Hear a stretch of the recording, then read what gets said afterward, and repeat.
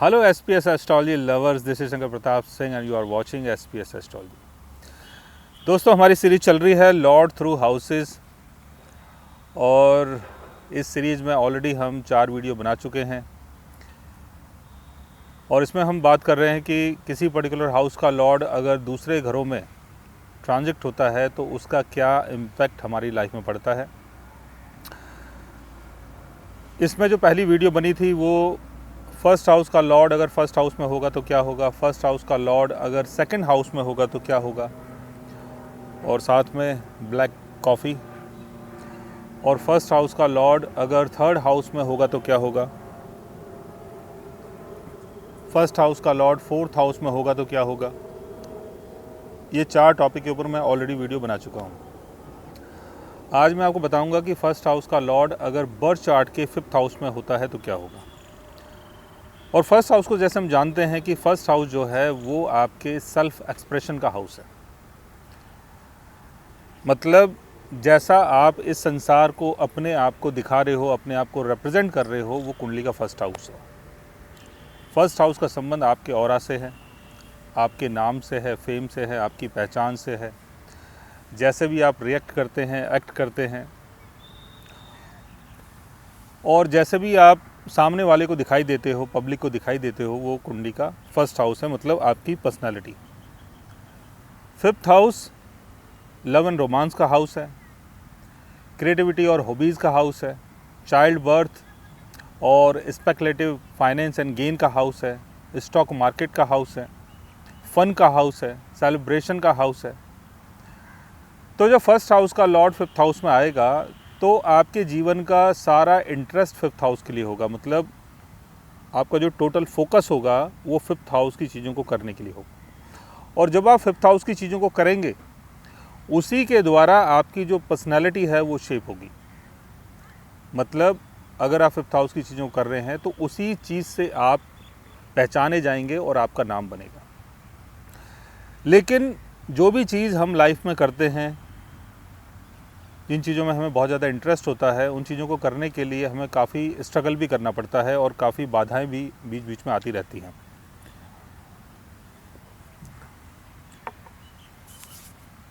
But जितनी भी problem आए, जितनी भी बाधा आए, इंसान को उससे डरना नहीं चाहिए, मेहनत करनी चाहिए।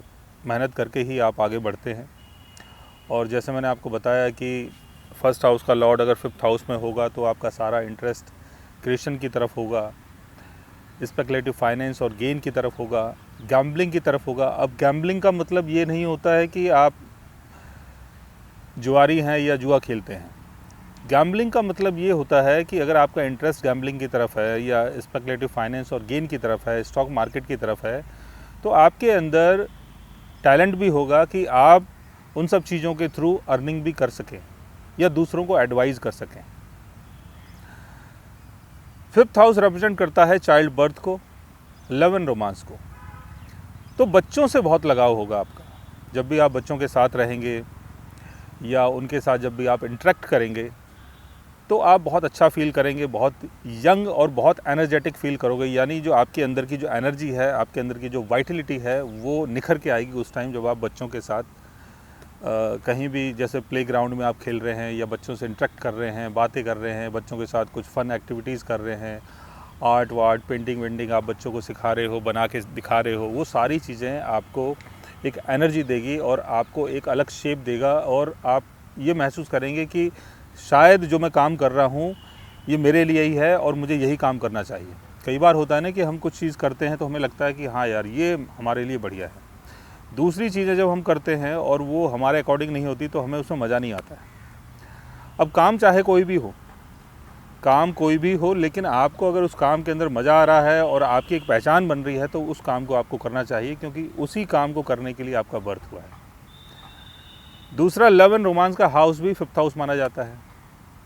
तो ऐसे में आपका बड़ा इंटरेस्ट रहेगा कि आपके पास कोई लविंग पार्टनर हो और आप अपने मन की चीज़ों को शेयर करें और बड़े ही क्रिएटिव अंदाज से आप शेयर करेंगे, लाइक जैसे शाहरुख खान ऐसे करके शेयर करते हैं। तो इस तरीके से आप अपने जो भी मन के एक्सप्रेशन हैं, मन की बातें हैं, भावनाएं हैं, उन सब चीज़ों को बहुत अच्छे तरीके से एक्सप्रेस कर सकते हैं। और अगर आप कोई फिल्म एक्टर हैं फिल्मों में काम करते हैं, अगर आप कोई क्रिएटिव पर्सन है, तो आपके लिए बहुत अच्छा योग बन जाता है कि फर्स्ट हाउस का लॉर्ड अगर 5th हाउस में है तो उसके थ्रू आपको कई बार गेन मिलता है। 5th हाउस का संबंध पॉलिटिक्स से भी है, क्योंकि 5th हाउस जो है वो फ़न का हाउस भी माना जाता है। और फ़न क्या है? फ़न मतलब वही कि जहाँ आपको मज़ा आए। कुछ लोगों को पॉलिटिक्स में मज़ा आता है, तो इसलिए 5th हाउस का संबंध पॉलिटिक्स से भी है। अब 5th हाउस का लॉर्ड अगर अच्छी जगह प्लेस्ड हो तो कई बार आपको पॉलिटिक्स में काफ़ी गेन भी होता है। जैसे सूर्य की प्लेसमेंट अगर 5th हाउस में है, अपने ऑन साइन में है, या सूर्य अपने एक्सल्टेशन में है, या 5th हाउस का लॉर्ड होकर अगर वो 10th हाउस में बैठा हुआ है, तो कई बार पॉलिटिक्स में आपको काफ़ी नाम और फेम भी मिल जाता है। तो फर्स्ट हाउस का लॉर्ड अगर 5th हाउस में होता है तो जीवन का सारा फोकस 5th हाउस के लिए होता है। आप काफ़ी क्रिएटिव होते हैं, क्रिएटिव चीज़ों में आपका इंटरेस्ट होता है, और क्रिएटिव चीज़ों को करने के बाद, फ़न से संबंधित चीज़ों को करने के बाद, अपने मन की चीज़ों को करने के बाद आपको एक पहचान, एक नाम मिलता है। लेकिन इस जीवन में बहुत सारे ऐसे लोग हैं जो 5th हाउस की चीज़ों को कर रहे हैं। उनका काफ़ी इंटरेस्ट है कि चलो डांसर बन जाते हैं, चलो कोई क्रिएटिव ऐसा काम करते हैं, या चलो फिल्मों में कुछ ना कुछ ऐसी चीज़ ट्राई करते हैं कि जीवन में आगे सक्सेस मिले। लेकिन कई बार सक्सेस नहीं मिलती है। तो सक्सेस ना मिलने का जो कारण है वो ये है कि 5th हाउस जो है उसकी कंडीशन क्या है, उसको समझना बहुत ज़रूरी है।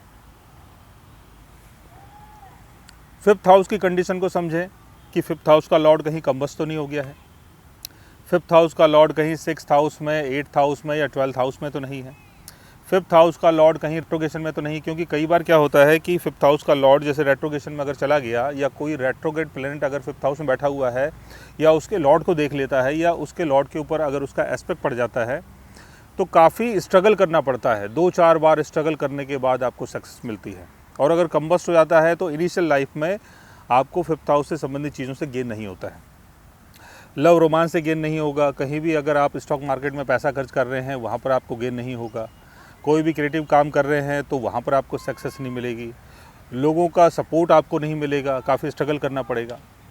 शनि की प्लेसमेंट अगर 5th हाउस में होती है तो आपका जो बर्थ हुआ है वो 5th हाउस की चीज़ों को करने के लिए हुआ है, क्योंकि 5th हाउस की जो चीज़ें हैं उनको आपको करना ही पड़ेगा, वो आपकी नीड बन गई।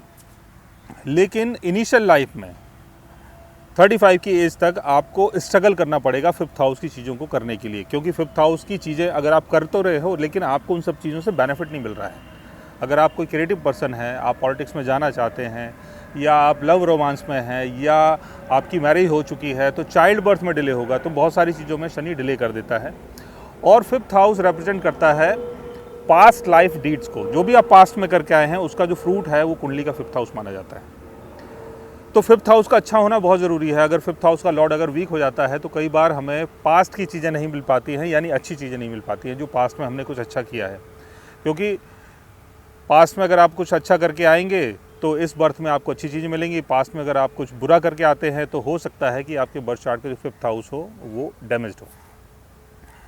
तो मैलेफिक प्लैनेट्स अगर 5th हाउस में बैठ जाते हैं तो 5th हाउस की चीज़ों को डिले कर देते हैं। राहु की प्लेसमेंट अगर 5th हाउस में होती है तो 5th हाउस की चीज़ों को करने के लिए आप बहुत ज़्यादा क्रेजी होते हैं। किसी भी तरीके से आपको 5th हाउस की चीज़ें करनी है और उसके थ्रू ही आपको जीवन में प्रिविलेज मिलता है, लेकिन उसके लिए काफ़ी स्ट्रगल करना पड़ता है। केतु की प्लेसमेंट अगर 5th हाउस में होती है, या 5th हाउस के लॉर्ड के साथ केतु कहीं प्लेस्ड हो जाता है, या केतु का एस्पेक्ट अगर 5th हाउस में पड़ जाता है, तो 5th हाउस की जो चीज़ें होती हैं जैसे क्रिएशन हो गया, और लव एंड रोमांस हो गया, और जो भी आपकी हॉबीज़ होंगी, जितनी भी चीज़ें आप कर रहे हैं, उन सब चीज़ों का एक्सपीरियंस बहुत होगा आपको।